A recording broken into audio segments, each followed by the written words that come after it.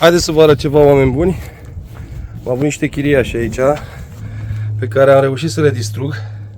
Ia priviți că sunt de altoite. Viespea de pădure, viespea de pământ sau lupul albinelor. Astea sunt urmele care au rămas după ce ele au fost omorâte. O parte dintre ele, priviți, larvele încă mișcă. Ele au fost omorâte aseară. Distrusă zona unde ele erau cuibărite.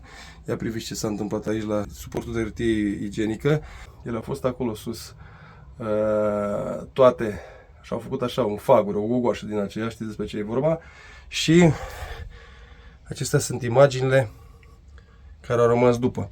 Haideți să stăm puțin de vorbă și să vă explic și dumneavoastră prin ce am trecut, cum am ajuns la urgențe din cauza unor mușcături provocate de aceste insecte, unor înțepături, să le spunem mai bine, și cum am putea să ne ferim și cum am putea să acționăm în momentul în care suntem înțepați de una sau mai multe viespi de așa mărime, să spunem, că într-adevăr ele sunt mult mai mari. Ia uitați-o pe aceasta cât e de mare.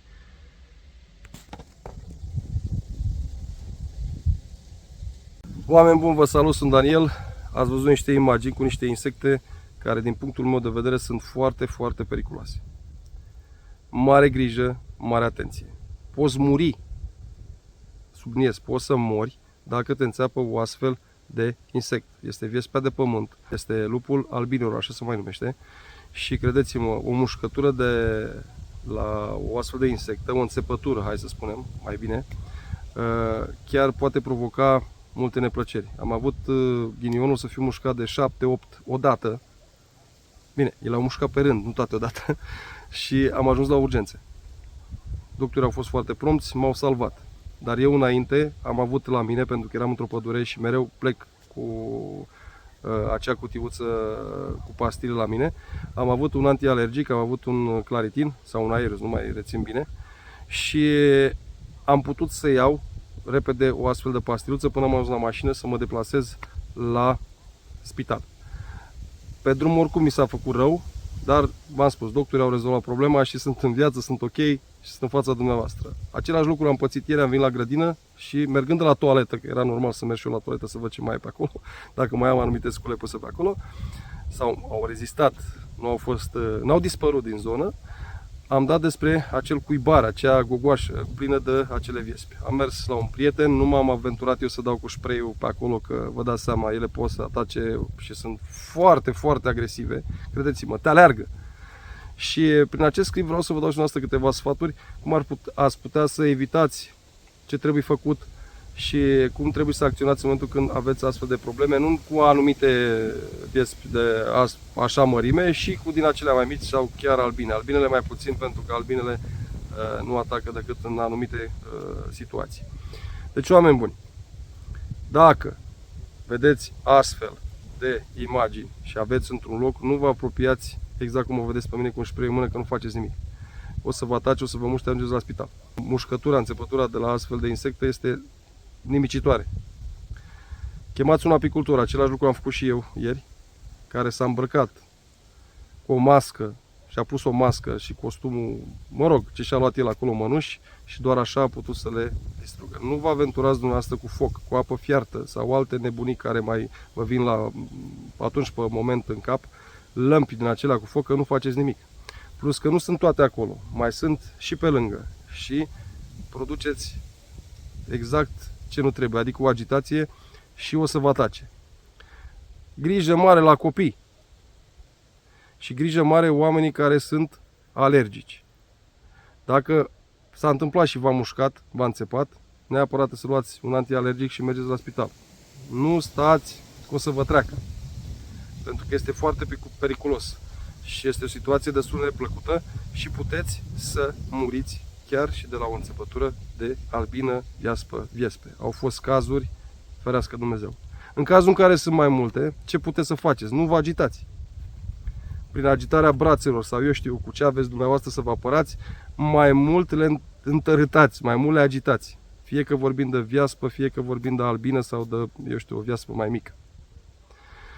Ce puteți face? În primul rând, căutați să vă acoperiți partea unde respirați, adică nasul, gura și ochii, fața.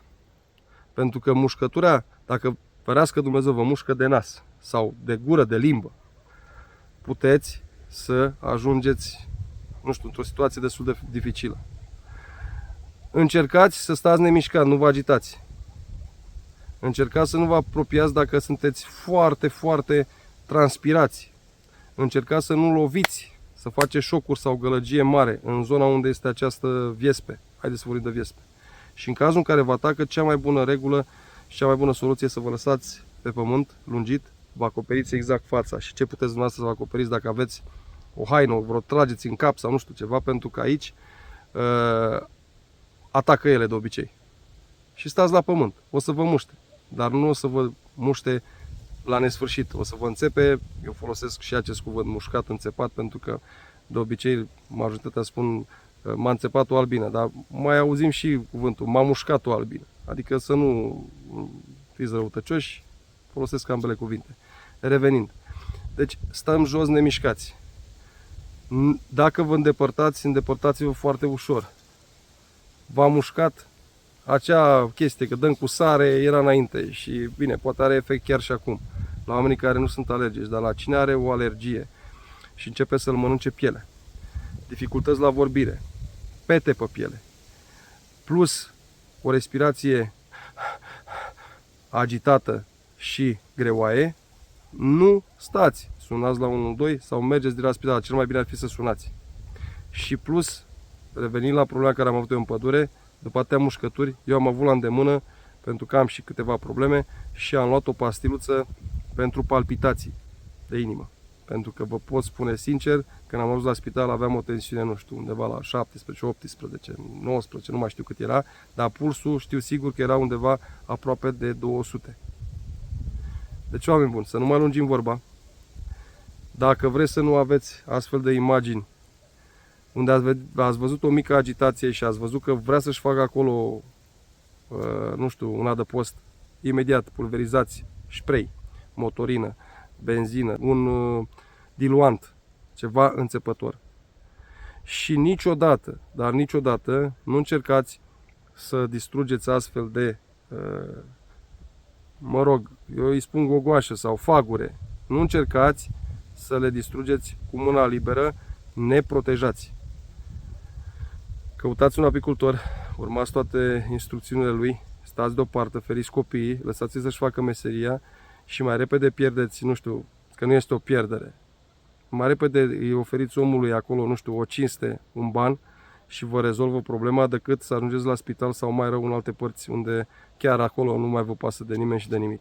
Cum v-am arătat și la mine aici, în zonele în care nu se locuiește, prin poduri, pe la streașina caselor, prin zone mai ferite de agitație, puteți întâlni astfel de insecte. Nu în ultimul rând prin găuri făcute în pământ. În momentul când este o gaură în pământ, treaba este foarte simplă. Nu o astupați că el o să-și iasă pe altă parte, pur și simplu căutați să nu mai fie nimeni prin zonă și cu o mișcare rapidă și sigură, turnați în acea zonă motorină, benzină și după aceea, imediat având ceva la îndemână, astupați gaura. Și așa le veți distruge. Mergeți cu apă fiartă, dar mai greu. V-am salutat, vă urez numai bine și feriți-vă de probleme, pentru că cea mai bună soluție în astfel de cazuri este prevenția. Adică trebuie să prevenim anumite întâmplări nefericite. Numai bine vă doresc!